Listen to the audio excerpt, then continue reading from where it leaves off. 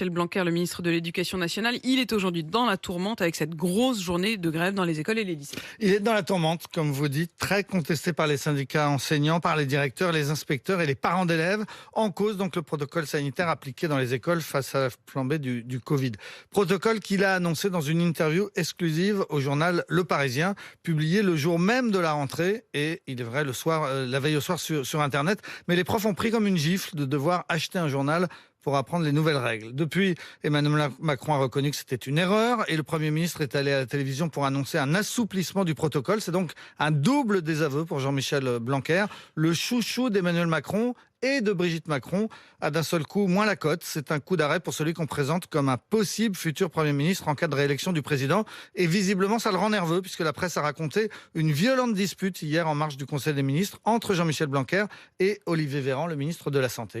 Et pourtant, un parcours sans faute jusque-là ? Oui, parcours qui commence par une enfance très bourgeoise à Paris, un père avocat pied noir, une mère enseignante. Il grandit dans un 250 mètres carrés dans un quartier chic. Il est scolarisé à Stanislas, école catholique, où son meilleur copain dès le CM2 s'appelle François Barouin. Et 50 ans plus tard, les deux restent les meilleurs amis. Des études brillantes, Sciences Po, diplôme de philo, doctorat, puis agrégation de droit public. Et puis une carrière universitaire rectiligne, prof, recteur, directeur de l'enseignement, directeur de cabinet du ministre de l'Éducation et enfin ministre lui-même depuis 2017. Il aura donc occupé le poste 5 ans. C'est un record absolu de longévité sous la Ve République. Il a conduit des réformes. Il a mis en place le dédoublement des classes de CP en zone prioritaire, rétabli les classes bilingues, l'enseignement des langues mortes. Il a réformé le bac, défendu la méthode syllabique, le BA-BA.